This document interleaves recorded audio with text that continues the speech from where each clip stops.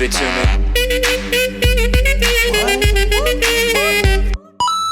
I know throughout, like, for example, Marvel movies, they keep rebooting, like, a franchise.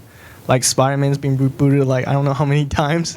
But my question is kind of, like, how do you, individually, how do you feel about that? Are you excited that it rebooting it so many times, or are you kind of like, once would be nice and maybe just keep polishing that one? So, I don't know. My question is kind of like, how do you guys feel about rebooting franchises?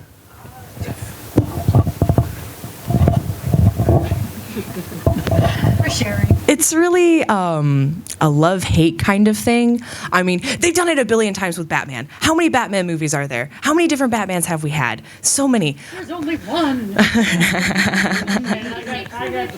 Yes. Yes. But Spider-Man, we originally had one. We had Tobey Maguire. And then when they came out with The Amazing Spider-Man, I don't know how excited I was because I was not very happy with the Tobey Maguire Spider-Man. I thought he was a very emo Peter Parker. I wanted the quick wit, you know, like Peter Parker was supposed to be funny. He wasn't that funny as Tobey. So when we came out with the new one and we had the new actor who I had only seen once in Doctor Who, so I was like super duper excited. I was like, oh my gosh, it's from Doctor Who. Yay, headcanon accepted. But he played the perfect Peter Parker in my mind, and I was super excited. We had one, we had two. I was looking forward to The Amazing Spider-Man 3. Oh my goodness, because I was hoping they were going to bring in a different female because Gwen had died. And then I was hoping they were going to bring in Felicia Hardy to being Black Cat, and, you know, they kind of hinted at her in the last one. And so I was really excited that might come out. And now they're like, oh no, we have to do another Spider-Man. And I get it because if we went with the original Amazing Spider-Man, then that wouldn't make any sense with the Avengers movies, because then why wouldn't Spider-Man be in the original Avengers movie if he's in New York City and all the stuff's getting destroyed and he's just sitting there like, although if you've seen the meme anywhere on the internet where it's just like he comes back, he leaves New York for a day and he comes back and he's like, I was gone for a day. I went on vacation for one day. But no, so I understand from like the Marvel Cinematic Universe standpoint, we have to reboot it in order to bring a new Spider-Man in that would be canon with this universe. Personally, I'm just so sad because he was such a perfect Spider-Man. Oh. Okay, I need you to use the mic, but I'll hold it if you want to. Just hold it away so it's not right by your face. Let's talk. Okay. Sorry, I can't hear it. Okay, just ask a question. It's not a question, it's an opinion. So, do you know when you were talking about how they took out the original Spider-Man?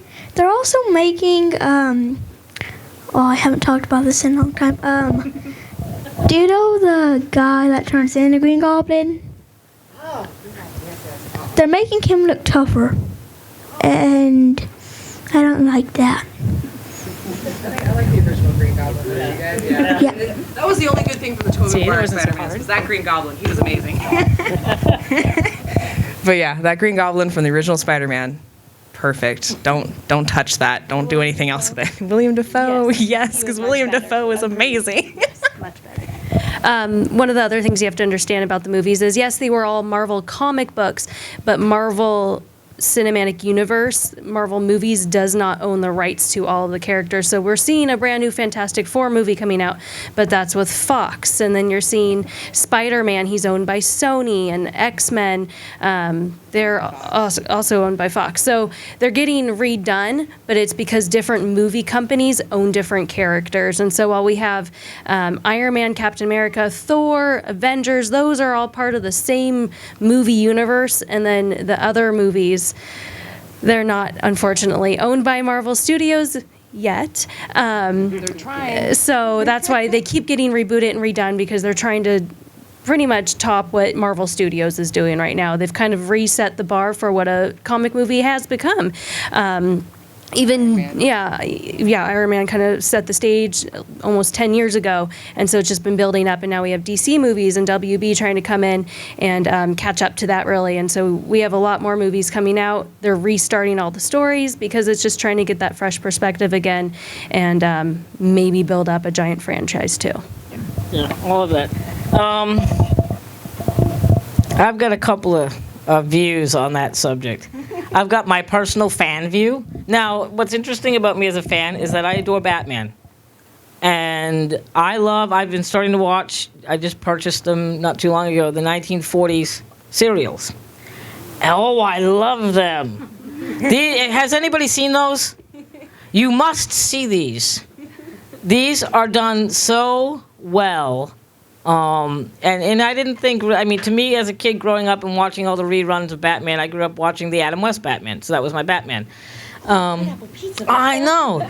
But you know what? I mean, for me to sit down and watch Gotham, it's like a religious experience every week when I sit down and watch this. Oh no, it is. The wine is out, you know, I have my Batman pajamas and slippers, the whole thing. Nobody called nothing.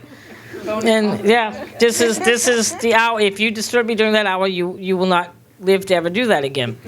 So for me as a Batman fan, I find it interesting that I can accept so many incarnations and so many interpretations of this story without question, and I adore it all. But yet you ask me about Star Trek, and I will throw fits of rage. As a fan, I want that out there. As a fan, the fan part of me will throw fits of rage over the new Trek films, the JJ Trek. Mm-hmm. Yes, JJ Trek. So as a fan, I have not come to accept these. Now, I'll give you the academic side. Okay. The academic side, I have to switch gears. The scholar me, I switch my brain gear. It's been very difficult for me to run both sides of the track sometimes, or to be a scholar at times. I have to shut the fan down, and that's not always easy to do. Well, when I was doing putting together a talk on Star Trek, for example, right after the 2009 WonderCon that they used to have up here in San Francisco, I was going down to Comic-Con, and I had to go see that movie, whether I liked it or not. I had to go through it 7 times before I could shut the fan off and judge it through an anthropological lens. That's how many times it took going through that. And so it can be hard. You know, to switch, you know, your hobby becomes work, and it can be difficult at times.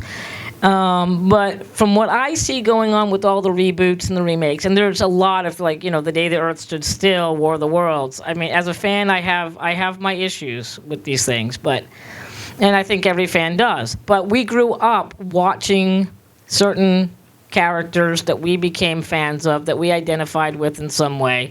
So how dare you change my universe? Is really, this isn't my perspective on it. But you've got to remember, you've got a couple of things going on. You've got people who also grew up watching these things who have their perspectives. And I think they are using the opportunity, a lot like fan filmmaking, they're using that opportunity now that they have to bring their perspective to the big screen. And so that may be something that we're seeing. Hey, I grew up watching this. I'm going to write a Spider-Man movie. I'm going to write a Batman movie. I'm going to write, you know, Wonder Woman, because through my perspective. So I think we're seeing part of that. The other thing is money.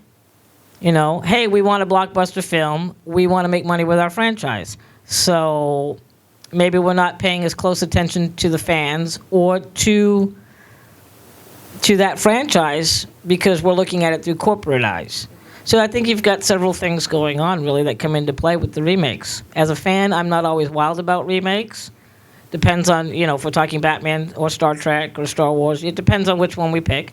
Some I'm more accepting of than others, but I think you've also got people who grew up with this, have their perspectives, and are dying now that they're in this position to bring that perspective to you so you can see it through their eyes.